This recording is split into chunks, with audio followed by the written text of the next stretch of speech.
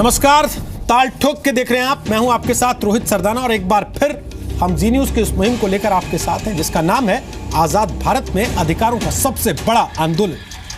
कल हमने इस सवाल उठाया था कि जब देश एक है तो हर नागरिक के लिए कानून एक जैसा क्यों नहीं है, और आज हम ये सवाल उठा रहे हैं कि क्या all India Muslim personal law board इस देश के मुसलमानों के खिलाफ काम कर रहा है।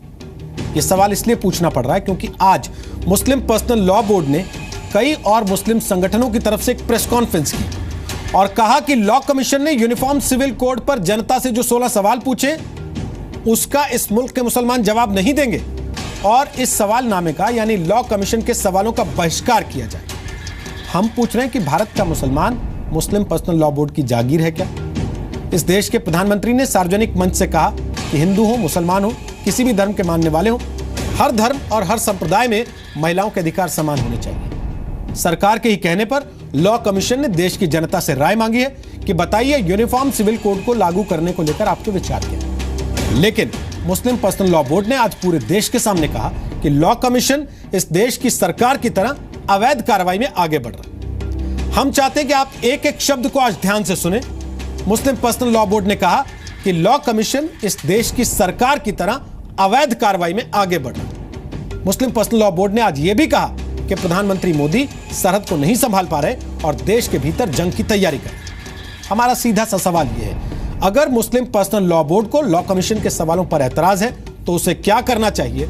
उसे लॉ कमीशन को इस देश की सरकार को अवैध काम करने वाला घोषित कर देना चाहिए या फिर उसे मजबूत तरीके से अपने तर्कों को रखते हुए लॉ कमीशन के सवालों का जवाब देना चाहिए? आखिर क्यों सामाजिक जागरूकता के लिए काम करने के बदले मुस्लिम पर्सनल लॉ बोर्ड इस बात का प्रचार कर रहा है कि सरकार देश के अंदर जंग शुरू करना चाहती है? क्या मुस्लिम पर्सनल लॉ बोर्ड यह धमकी दे रहा है? इसलिए आज यह सवाल भी है कि कहीं मुस्लिम अधिकारों के ठेकेदार बनते हुए इस देश में कोई बड़ी साजिश तो नहीं की जा रही?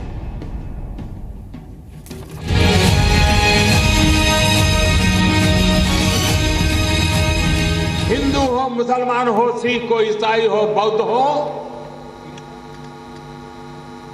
किसी भी संप्रदाय के क्यों न हो, किसी भी आर्थिक पार्श्वभूमि के क्यों न हो, किसी भी सामाजिक पार्श्वभूमि के क्यों न हो, लेकिन बेटियां समान होनी चाहिए, महिलाओं के अधिकार समान होने चाहिए, महिलाओं को 21वीं सदी में न्याय मिलना चाहिए। ये एक तरह की खयानत है, धोखाधड़ी है और हम ये समझते हैं कि लॉ कमीशन एक इंडिपेंडेंट बॉडी की हैसियत से नहीं बल्कि गवर्नमेंट के एक पार्ट की हैसियत से गवर्नमेंट की तरह इल्लीगल कार्रवाई करने में वो आगे बढ़ रहा है। The Muslim women are very much safe and protected in the Muslim personal law. There is no need for any reform in the laws. हमारी कोई ऐसी डिमांड नहीं है कि आप लॉ को उलट पलट के रखिए, बल्कि अकॉर्डिंग टू कुरान जो करेक्ट प्रोसीजर है उसको फॉलो करके उसका कोडिफिकेशन करा दें बस। इसको हम सुप्रीम कोर्ट में अपनी शरीयत के आधार पर लेंगे। हमारी सुप्रीम कोर्ट से मांग है कि हमारे जो शरई मामले हैं, निकाह के, तलाक के और खुला के और विरासत के, ये हम अब शरई आधार पर हम चाहते हैं। एक नई जंग छेड़ दी है मोदी साहब ने इस मुल्क में और सरहद तो संभल नहीं रहा है, माफ कीजिएगा, और सूरत हाल ये है कि अंदरूनी जंग के लिए फिजा तैयार की जा रही है। न्यायालय ने सरकार का पक्ष मांगा है। सरकार का दायित्व है कि वे इस प्रकार की महिलाओं के अधिकार के संरक्षण करें। सरकार ने वही काम किया है, सरकार ने शिशु को नहीं उठाया। यूनिफॉर्म सिविल कोड हिंदुस्तान के लिए अच्छा नहीं है। हमारी पार्टी MIM ने फैसला लिया है कि लॉ कमीशन का जो क्वेश्चनियर है हम उसका जरूर जवाब देंगे। ताल ठोक के आज का पहला सवाल, क्या मुस्लिम पर्सनल लॉ बोर्ड इस देश के मुसलमानों के खिलाफ काम कर रहा है? दूसरा सवाल, ऐसा क्यों है कि भारत के मुसलमानों को मुस्लिम पर्सनल लॉ बोर्ड अपनी जागीर मान रहा है? तीसरा सवाल, क्या मुस्लिम अधिकारों के नाम पर देश में साजिश हो रही है? चौथा सवाल, क्या भारत के संविधान से बड़े हो गए हैं मुस्लिम संगठन? और ताल ठोक के आज का पांचवा सवाल, क्या सामाजिक सुधार पर पर्सनल लॉ बोर्ड दुष्प्रचार कर रहा है? तो आपको बता दें, आज ताल ठोक के हमारे साथ बात करने के लिए कौन कौन से खास मेहमान कार्यक्रम में शामिल हो रहे हैं। हमारे साथ संबित पात्रा होंगे जो कि बीजेपी के राष्ट्रीय प्रवक्ता हैं। आपको बता दें, हमने कांग्रेस पार्टी से भी इस मामले पर अपना प्रतिनिधि भेजने के लिए निवेदन किया था, लेकिन कांग्रेस पार्टी ने यह बताया कि अभी तक यूनिफॉर्म सिविल कोड को लेकर उनकी पार्टी एक मत पर नहीं पहुंची है कि वो क्या राय रखते हैं, लिहाजा वो अभी इस कार्यक्रम में अपने प्रवक्ता को नहीं भेजेंगे। नाई शशन हमारे साथ हैं, सामाजिक कार्यकर्ता हैं, मुस्लिम महिलाओं के अधिकारों के लिए काम करती हैं, मुस्लिम महिला आंदोलन की फाउंडर और पूर्व अध्यक्ष हैं। डॉक्टर जीनत शौकत अली हमारे साथ हैं जो कि महानिदेशक हैं विजडम फाउंडेशन की, इस्लामिक स्टडीज की प्रोफेसर हैं और इस्लाम में निकाह और तलाक पर उन्होंने बड़ा रिसर्च शुरू किया। मुफ्ती मोहम्मद मंजूर जियाई वो हमारे साथ होंगे मुंबई से, वो हाजी अली ट्रस्ट के सलाहकार हैं। मौलाना असगर अली हमारे साथ हैं, वो सदस्य हैं all India Muslim personal law board के, जिसने आज बाकायदे प्रेस कॉन्फ्रेंस की पर्सनल लॉ बोर्ड ने और सीधे सीधे एक तरीके से चेतावनी दी, ये कहते हुए कि सरकार सरहद पर तो संभाल नहीं पा रही, देश के अंदर एक नई जंग की तैयारी कर रही है। और मेरे सहयोगी शैलेश रंजन भी हमारे साथ आ जाएंगे न्यूज रूम से, जो पिछले करीब 1.5 दशक से कानून से जुड़े मामलों को कवर कर रहे हैं और इस मामले को लेकर खासतौर पर शाहबानों से लेकर आज तक भारतीय कानून, भारतीय संविधान ने कितने कदम चले हैं उस पर हमें जानकारी देंगे। तो सबसे पहले मौलाना असगर अली साहब, मैं आपसे एक चीज पूछना चाहता हूं। आज पर्सनल लॉ बोर्ड ने कहा कि सरकार से सरहद तो संभलती नहीं, ये देश के अंदर नई जंग की तैयारी शुरू कर रही है। ये क्या है? ये धमकी है, चेतावनी है, इसको कैसे देखा जाए?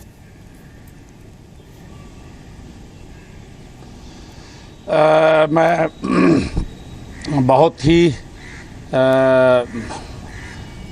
यकीन के साथ ये अर्ज़ कर रहा हूँ कि आपने जो मुस्लिम पर्सनल लॉ बोर्ड का ऐसे पेश किया जैसे मैं नुमाइंदा हूँ, तो मैं उसका नुमाइंदा नहीं हूँ। मैं ऑल इंडिया मरकज़ी जमीयत अहले हदीस हिंद का जनरल सेक्रेटरी हूँ, पहली चीज़। दूसरी चीज़ ये है कि आपने जो सवाल किया है कि सरहदें नहीं संभल रही है, बोर्ड के किसी ज़िम्मेदार ने यह बात कही है, तो उन्होंने अपने उसलूब में क्या समझ करके कहा उसका जवाब वो देंगे कि ये बात उन्होंने क्यों कही और कैसे कही। असल मुद्दे पर जब आप आएंगे, किसी डायलॉग का कोई दूसरा जवाब नहीं दे सकता, वो अपना जवाब देगा। उन्होंने कहा लॉ कमीशन भी सरकार की तरह अवैध काम कर रहा है, क्या आप इस बात से सहमत हैं? अब अवैध काम तो हम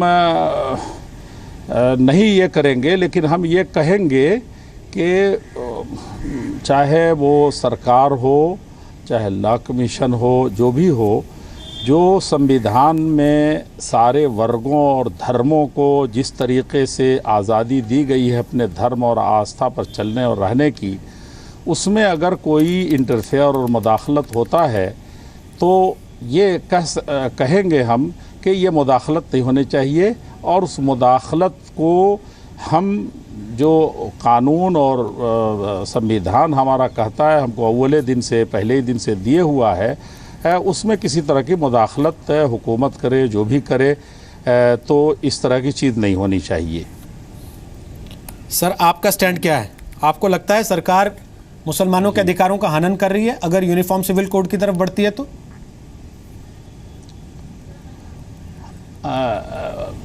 वो ऐसा कुछ है, वो कोई भी गवर्नमेंट जब एक यहाँ हिंदुस्तान में विभिन्न किस्म के धर्म मौजूद है और वो अपने धर्म का पालन करते हुए किसी दूसरे पर इंटरफेयर नहीं करते और उससे कोई किसी का नुकसान भी नहीं होता, तो इस तरह की चीज़ मुल्क में मुख्तलिफ समस्याएं अंदरूनी भी हैं, बैरूनी भी हैं, तो सबको मिल करके देश को आगे बढ़ाने, तरक्की देने के बजाय इस तरह के किसी समुदाय या धर्म से मुतल्लिक और खुसन कॉन्स्टिट्यूशन में हमको बुनियादी तौर पर जो कुछ हुकूक दिए गए हैं किसी भी धर्म से मुतल्लिक, तो उसको छेड़ना नहीं चाहिए। तो आपके अलावा तो भी किसी और धर्म के किसी नुमाइंदे ने प्रेस कॉन्फ्रेंस करके ये नहीं कहा ना सर, केवल मुस्लिम पर्सनल लॉ बोर्ड ने कहा कि मुसलमानों के अधिकारों पर ये अटैक हो रहा है, सरकार अवैध काम कर रही है, सरकार से अपना काम संभल नहीं रहा, देश के अंदर नई जंग शुरू करना चाहती है। और किसी धर्म ने कोई प्रेस कॉन्फ्रेंस नहीं की, किसी ने लॉ कमीशन को इलीगल नहीं कहा, किसी ने ये नहीं कहा कि हम इसका बहिष्कार करेंगे, और इस पे कोई मुसलमान जवाब नहीं देगा। मुस्लिम पर्सनल लॉ बोर्ड ने जिस तरह के हालात उसके सामने आए हैं, उसने ये मुनासिब समझ करके किया है, उसका सही जवाब वो लोग देंगे कि उन्होंने इतना कदम क्यों उठाया है, किन तजर्बों की रोशनी में उठाया है कि उसमें एक मुस्लिम पर्सनल लॉ के किसी एक जुज़ को लेकर के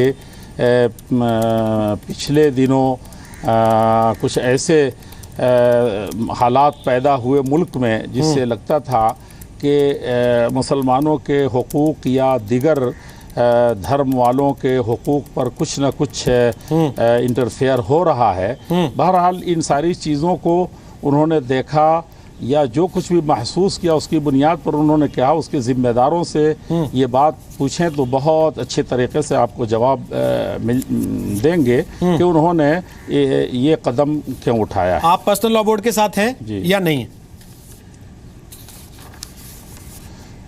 मुस्लिम पर्सनल लॉ बोर्ड जो शरीयत में, दीन में मुदाखलत की बात या किसी भी धर्म में मुदाखलत की बात होती है तो उसमें कानून और व्यवस्था को सामने रखते हुए अपनी राय रखने का हक रखता है, और उसने रखा है, उसको ये हक पहुंचता है। सर, मैंने इस बात पे इनकार या सवाल किया ही नहीं कि उनको हक है या नहीं। मैंने केवल ये पूछा, आप उनकी राय से इत्तेफाक रखते हैं? जी। या आपकी राय उससे अलग है?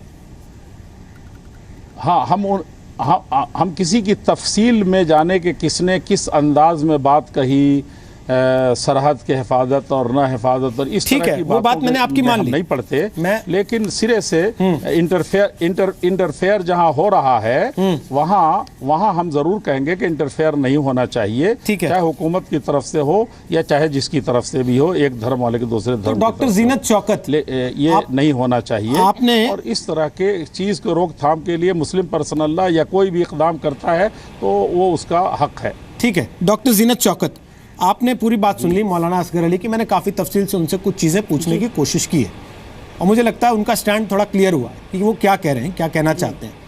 अब मेरा सवाल ये है, एक, क्या मुस्लिम पर्सनल लॉ बोर्ड इस देश के हर मुसलमान की नुमाइंदगी करता है जो वो अधिकार से वहाँ बैठ के कहता है कि कोई मुसलमान लॉ कमीशन के सवालों का जवाब नहीं देगा, हम इसका बहिष्कार करेंगे? और दो, क्या इसे मुस्लिम पर्सनल लॉ बोर्ड कहें या मुस्लिम मर्द पर्सनल लॉ बोर्ड कहें, क्योंकि मुस्लिम महिला पर्सनल लॉ बोर्ड एक अलग हो चुका है पहले से?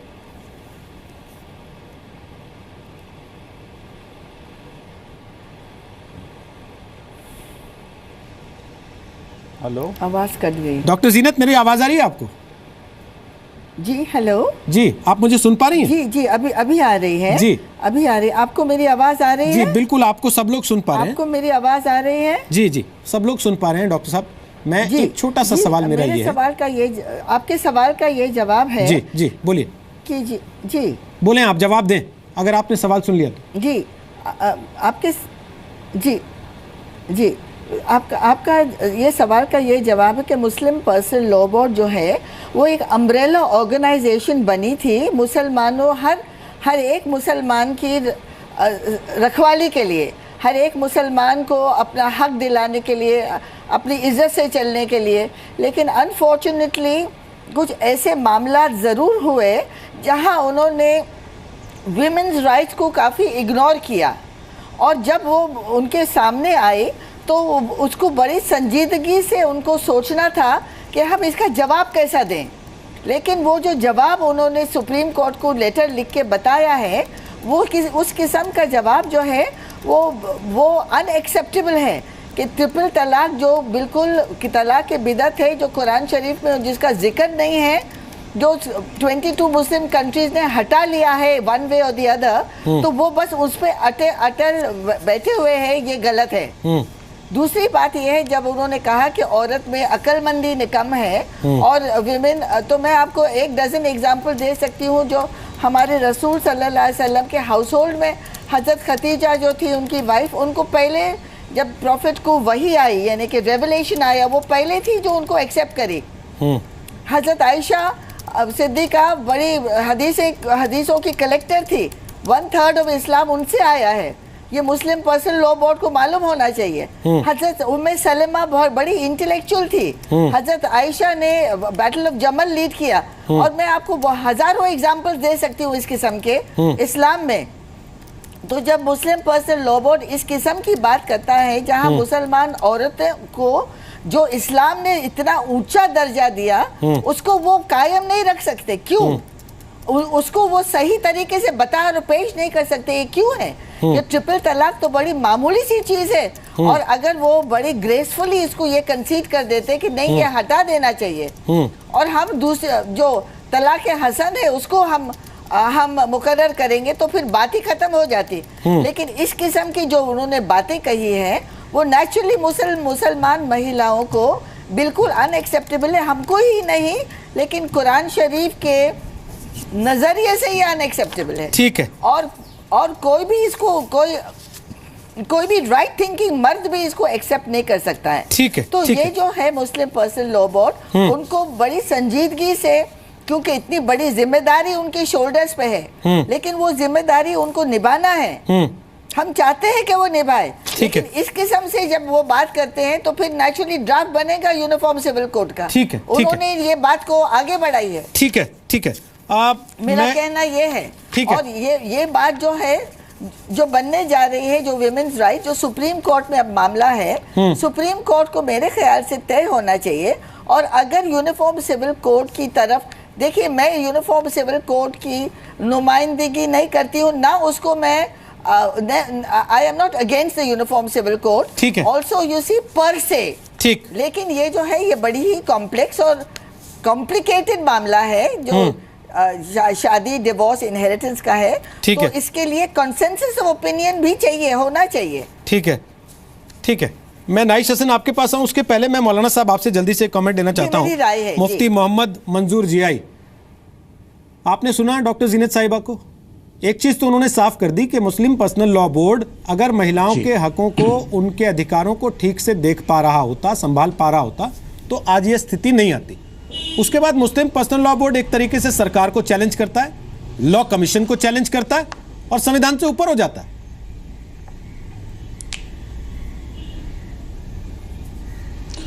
रोहित, मैं बताना चाहूँगा आपको और जी न्यूज़ के तमाम व्यूवर्स को, हमारी मोहतरमा डॉक्टर जीनत ने जो बातें कही हैं, मैं ये समझता हूँ कि हमारे तमाम लोग, जिन लोगों ने इस तरीके की पेशकश की है, कुछ ज़र खरीद लोगों ने मुस्लिम पर्सनल लॉ बोर्ड और मुस्लिम पर्सनल लॉ को चैलेंज करने की कोशिश की है।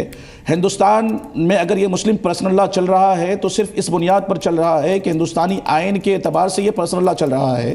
बाज़ ज़र खरीद लोग इस चीज़ को चैलेंज करके, ज़र खरीद लोग इस चीज़ को चैलेंज करके सिर्फ और सिर्फ अपनी इकोनॉमिक्स को, अपनी तमाम चीज़ों को, कॉमन सिविल कोड को हिंदुस्तान में नाफिज करने के लिए इन लोगों का हरबा इस्तेमाल करके मुसलमानों पर तीर मारने की कोशिशें की गई हैं।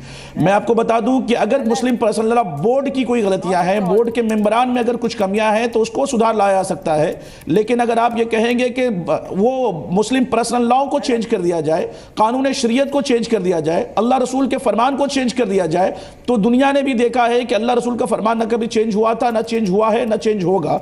अगर ये लोग चेंज करने की कोशिश करेंगे तो मैं आपको बता दूं कि अगर कॉमन सिविल कोड की अगर बात करें रोहित, तो हिंदुस्तान की सरजमीन पर 800 साल से ज्यादा मुसलमानों ने हुकूमत की, वहां पर कॉमन सिविल कोड उस वक्त नहीं लाया था।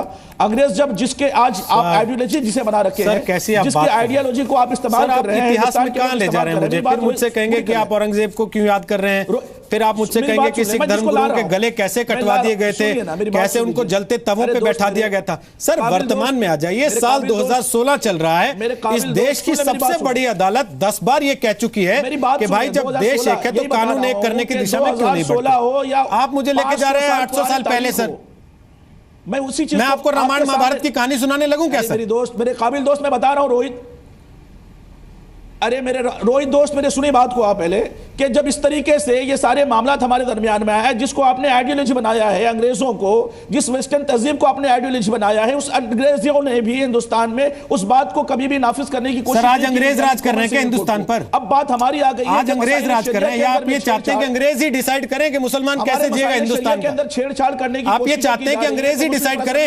हिंदुस्तान का मुसलमान कैसे जिएगा? तो जैसे राइट्स अंग्रेजों की औरतों को मिले वैसे दे दीजिए अपनी औरतों को। कैसी आप बातें कर रहे हैं मुफ्ती साहब?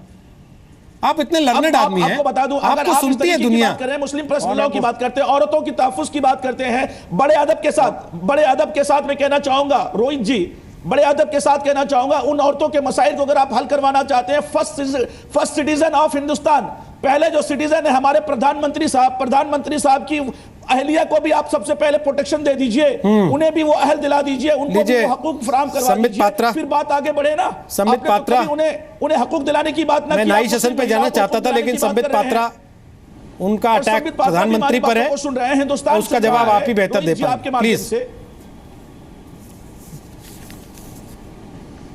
देखिए, ये एक बहुत सीरियस डिबेट है और मैं बार बार कहता हूँ इस सीरियस डिबेट में हमें स्कॉलरली एटीट्यूड, एक सेकंड स्कॉलरली एटीट्यूड जरूर रखना चाहिए। यहाँ चिल्ला चोट से जो एसेंस है वो लॉस्ट हो जाएगा। पहली बात तो जब कोई लॉ कमीशन को इलीगल कहता है, जब कोई कहता है कि सरकार इलीगल है, तो याद रखिए आर्टिकल 44 संविधान में मौजूद है, तो अर्थात आप ये कहते हैं कि जो कॉन्स्टिट्यूशन है वो भी इलीगल है। सुप्रीम कोर्ट ने 4 मरतबे, चाहे वो शायरा बानू का केस हो, सरला मुदगल का केस हो, या अभी क्रिश्चियन इनहेरिटेंस पर जब सुप्रीम कोर्ट सुनवाई कर रही थी, तब सुप्रीम कोर्ट ने कहा है कि आखिर स्टेट इसको एनफोर्स क्यों नहीं कर रही है यूनिफॉर्म सिविल कोड को। उनका कैटेगोरिकल कहना था कि why is the uniform civil code a dead letter. मतलब सुप्रीम कोर्ट को संविधान समझ में नहीं आता है, मतलब सुप्रीम कोर्ट क्या इलीगल है? तो ऐसे प्लीज शब्दों का प्रयोग मत करिए। दूसरी बात, अभी मैं मौलाना साहब को सुन रहा था, मौलाना साहब कह रहे थे कि अगर यूनिफॉर्म सिविल कोड आ जाएगा वो तो बादशाहों तक चले गए, तब तो पूरा कयामत आ जाएगा, क्योंकि उससे इस्लाम पे खतरा आएगा। मैं इस्लाम का बहुत रेस्पेक्ट करता हूं, बीजेपी इस्लाम का रेस्पेक्ट करती है, मगर याद रखिए यूनिफॉर्म क्रिमिनल कोड भी तो आज से 100 साल पहले आया। आप तो 800 साल पहले चले गए थे, मैं 100 साल पहले ही जा रहा हूं। 100 साल पहले यूनिफॉर्म सिविल कोड आया। पहले था कि अगर कोई चोरी करेगा, बादशाहों के समय था, कोई चोरी करेगा तो हाथ काट दिया जाएगा, कोई अगर महिला एडल्ट्री करती हुई पकड़ी जाए तो बीच चौराहे पे उसको पत्थर मार के मार दिया जाएगा। उन सब में अमेंडमेंट आया और आज पूरा हिंदुस्तान एक क्रिमिनल कोड के साथ, सीआरपीसी, आईपीसी, इसके साथ बढ़ता है। कोई इस्लाम पे और हिंदुइज्म पे, क्रिश्चियनिटी पे खतरा नहीं आया। तो ठीक उसी प्रकार अगर क्रिमिनल कोड से खतरा नहीं आया तो सिविल कोड से भी खतरा नहीं आएगा। जैसे अभी मोहतरमा ने भी कहा कि 22 देशों में इस पे अमेंडमेंट लाया गया है, वो मुस्लिम देश हैं, ठीक है, उन पे भी शरिया पे किसी प्रकार से खतरा नहीं आया। देखिए आप खुद, मैं एक छोटी सी बात और रख दूं, all India Muslim personal law board ने जो एफिडेविट सबमिट किया है उसमें एक बड़ी बात उन्होंने कहा है, ट्रिपल तलाक को, एक तो ट्रिपल तलाक वाला विषय और यूनिफॉर्म सिविल कोड वाला विषय अलग कर दीजिए। मैं आपको यहाँ एक जो अपील आपके हाथ में है रोहित जी, एक बात यहाँ देश देख ले, ये अपील मेरे पास है, इसके जो क्वेश्चंस पूछे गए हैं उसमें 6, 7, 8, 9 क्वेश्चन देख लीजिए। एक मुस्लिम के लिए है, तो एक हिंदू के लिए है, तो एक क्रिश्चियन के लिए भी है, हिंदूज के लिए भी पूछा गया है। मैं पढ़ देता हूँ क्वेश्चन, देश जानना चाहिए कि ये केवल मुसलमानों के लिए कोई लॉ कमीशन नहीं पूछ रही है, हिंदूज के लिए पूछा गया है। Do you think that step should be taken to ensure that Hindu women are better able to exercise the right to property which is often bequeathed to sons under the customary practice? Christians के लिए पूछा गया है, do you agree that the 2-year period of waiting for finalizing divorce violates Christian women right? तो सभी धर्मों को harmonise करने की बात की गई है। प्लीज देखिए मौलाना साहब, ये केवल मुस्लिमों की बात नहीं है। अब सर आप ये कह रहे हैं ये केवल मुस्लिमों की बात नहीं है। नाइश हसन, हम पहले भी इस पे कई दफे डिबेट कर चुके हैं, कल रात भी जो चर्चा हुई आप उसका हिस्सा थी। क्यों ऐसा है? कल भी हमने ये सवाल उठाया था कि मुस्लिम पर्सनल लॉ बोर्ड केवल खड़ा हुआ इसका विरोध करने के लिए। क्या केवल मुस्लिम मर्दों के अधिकार मारे जा रहे हैं इससे? और मुस्लिम पर्सनल लॉ बोर्ड क्या हर मुसलमान की नुमाइंदगी कर रहा है इस देश के? आपकी नुमाइंदगी कर रहा है वो?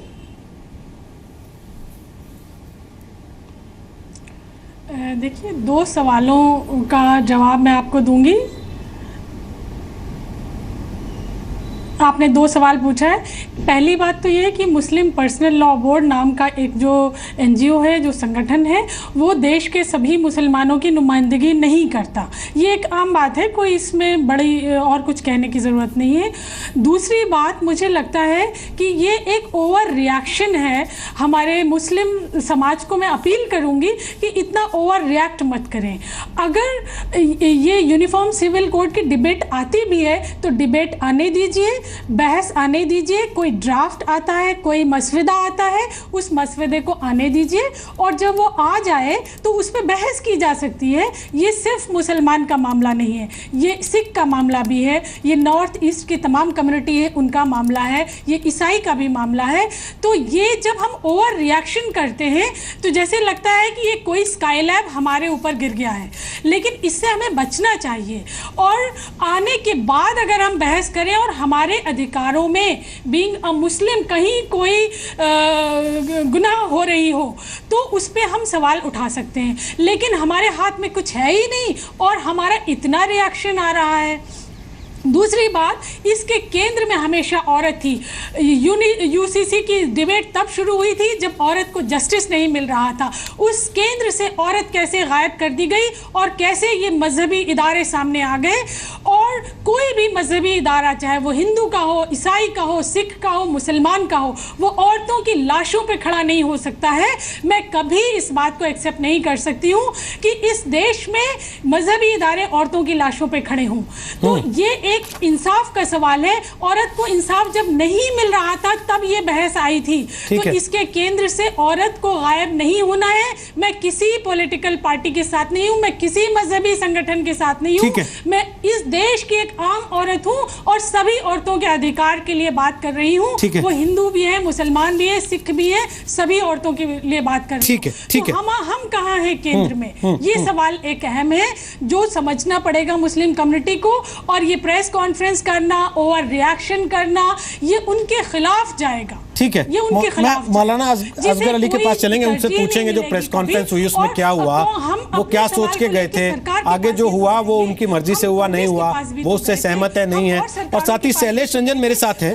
शैलेश से हम जरा पूछेंगे थोड़ा पीछे जाके, वो कौन सी परिस्थितियां थी जिसमें शाहबानो केस में सरकार इतना दबाव में आ गई कि पूरा मामला पलट दिया गया। एक औरत को 500 रुपए देके सड़क पे ला खड़ा किया गया और उसे नजीर बना दिया गया कि हर मुसलमान औरत की तकदीर ऐसी ही हो। और आज 2016 में भी उसे बदलने के लिए समाज तैयार नहीं है। क्यों?